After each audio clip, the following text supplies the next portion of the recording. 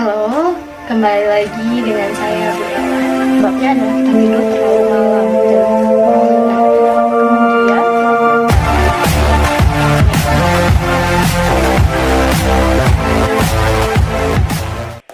Halo semuanya, ketemu lagi dengan saya. Hari ini kita akan membahas tentang organisasi OPEC.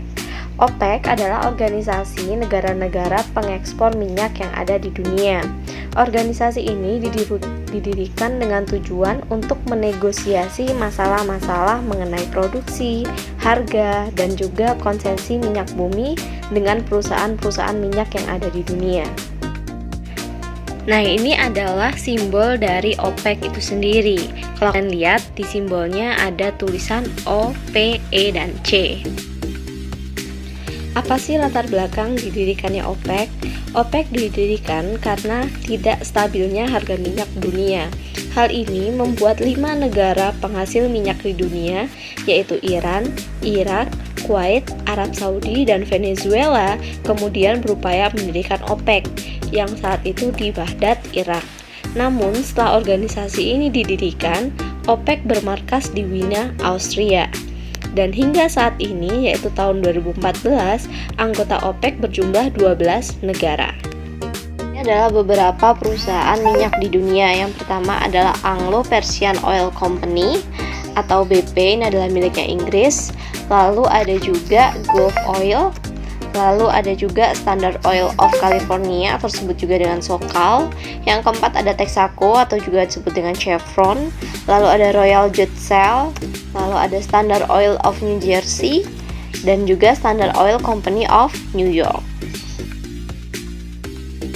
10 tahun setelah didirikan melalui Tripoli-Tehran Agreement, OPEC secara penuh menetapkan harga pasar minyak dunia. Tujuannya, 1. Untuk menyatukan kebijakan perminyakan antar anggota. 2. Memenuhi kebutuhan dunia akan minyak bumi. Yang ketiga, menentukan kebijakan-kebijakan untuk melindungi negara anggotanya. Ini adalah negara-negara anggota OPEC, yaitu Qatar, Iran, Ekuador, Venezuela, United Arab Emirates, Irak, Libya, Kuwait, Algeria, Saudi Arabia, Nigeria, dan juga Angola. Nah, kalau dilihat dari petanya, ternyata negara-negara anggota OPEC itu tersebar di berbagai benua yang ada di dunia. Tapi, kalau ditanya siapa sih negara yang paling banyak memproduksi minyak bumi, ternyata jawabannya adalah Arab Saudi. Bagaimanakah eksistensi OPEC di bidang ekonomi? Jadi, untuk menjamin pendapatan negara anggota, mereka mengordinasikan kebijakan dan juga harga minyak dengan cara melakukan pembatasan kuota atau batas tertinggi produksi minyak berdasarkan kesepakatan negara anggota.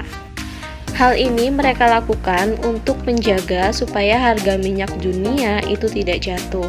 Karena kalian tahu saat ini minyak adalah salah satu sumber energi yang paling banyak digunakan untuk kepentingan industri dan kehidupan sehari-hari. Tapi OPEC hanya menguasai 55% minyak yang ada di dunia. Jadi tidak semua negara penghasil minyak di dunia itu tergabung ke dalam organisasi OPEC. Kenapa demikian?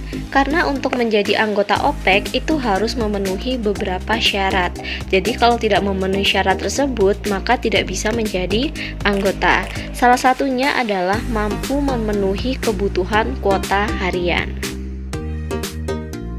Di bidang politik, OPEC dapat melakukan embargo kepada negara yang mengganggu kedamaian dunia. Embargo adalah pelarangan perdagangan dan juga perniagaan terhadap negara tertentu karena dianggap telah mengganggu kedamaian dunia. Karena minyak itu sangat penting, tentu saja embargo akan merugikan negara tersebut.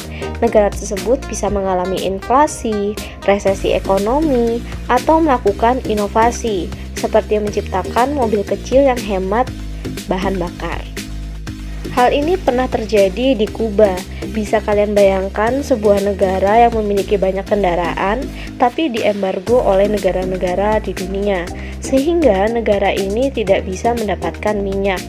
Nah, banyak alat transportasi yang mereka miliki itu harus menggunakan minyak bumi. Akhirnya mereka melakukan berbagai upaya untuk mengatasi masalah tersebut. Tapi kini ketika mereka berhasil melewati masa embargo tersebut, terjadi perubahan besar di sana. Kenapa? Karena dampak embargo, mereka tidak lagi memproduksi mobil dalam jumlah yang banyak. Mereka merawat mobil-mobil mereka yang sudah ada, dan saat ini mobil-mobil itu menjadi mobil-mobil klasik dengan harga yang sangat mahal.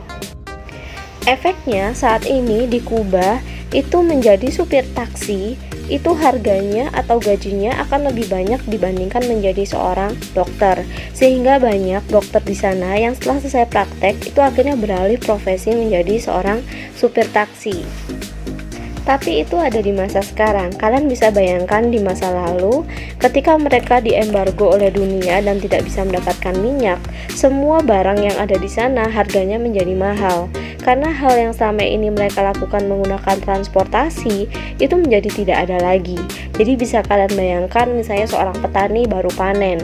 Biasanya mereka bisa menggunakan kendaraan truk untuk membawa hasil panen mereka ke pelabuhan. Tapi karena bahan bakar sangat terbatas, akhirnya harganya sangat mahal. Akhirnya mereka memindahkan hasil pertanian mereka secara manual, dan itu akan membuat harga jualnya semakin mahal. Ada juga, OPEC itu juga selalu melindungi anggotanya agar tidak dimanfaatkan negara industri, sehingga semua mendapat harga minyak yang sama, dan ini dianggap lebih adil. Karena kalau kalian amati, sebenarnya negara-negara yang tergabung dalam OPEC itu tidak semuanya tergolong ke dalam negara maju.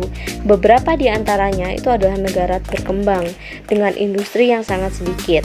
Dan banyak di antara mereka yang mengimpor hasil minyaknya itu ke negara-negara yang memiliki industri yang lebih maju. Tapi dulu karena tidak ada OPEC, harga jual minyak itu sangat rendah sehingga merugikan negara tersebut. Padahal kalau kalian tahu, minyak adalah salah satu sumber daya alam yang tidak dapat diperbaharui. Sehingga apabila negara tersebut kehilangan minyak atau kehabisan minyak, maka mereka tidak bisa mendapatkan penghasilan dari sumber daya yang lain. Nah, oleh sebab itu, saat ini dilakukan berbagai inovasi untuk menciptakan kendaraan-kendaraan yang hemat bahan bakar dan juga ramah dengan lingkungan, seperti menciptakan mobil yang kecil atau juga mobil dengan berbahan listrik atau berbahan bakar air yang dianggap lebih mudah untuk mendapatkan sumber energinya. Bahkan dalam beberapa perlombaan itu diadakan yang namanya mobil hemat, dan beberapa kali Indonesia berhasil memenangkan perlombaan tersebut, di mana hanya dengan menggunakan 1 liter bensin itu bisa mencapai 3.644 km. Hal ini sungguh luar biasa karena hanya dengan 1 liter bensin itu bisa dikatakan kendaraan ini bisa memutari Pulau Jawa 3,5 kali.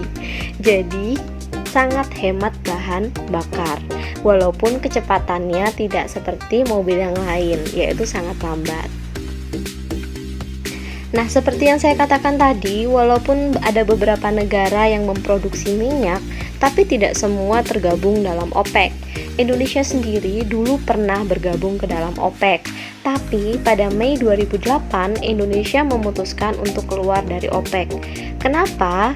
Karena sejak tahun 2003 sebenarnya Indonesia itu telah berubah menjadi negara importir minyak. Jadi pada saat itu OPEC mengeluarkan kebijakan bahwa setiap anggotanya harus menghasilkan minyak sekitar 1,2 juta barel per hari atau sekitar 181.200.000 liter per hari. Sedangkan Indonesia saat itu hanya menghasilkan 1 juta barel per hari sehingga tidak sesuai dengan kesepakatan yang ada. Nah, sejak saat itu Indonesia memutuskan untuk membekukan keanggotaannya dari OPEC. Tapi Indonesia tetap menjalin kerjasama dengan OPEC berkaitan dengan pertukaran informasi dan pengetahuan dan juga manajemen perminyakan. Indonesia sendiri sempat bergabung kembali ke OPEC yaitu tahun 2015. Tapi seiring dengan turunnya harga minyak dunia, akhirnya OPEC mengeluarkan kebijakan untuk memangkas produksinya. Dan akhirnya tahun 2016 sampai dengan sekarang, Indonesia kembali membekukan keanggotaannya dari OPEC.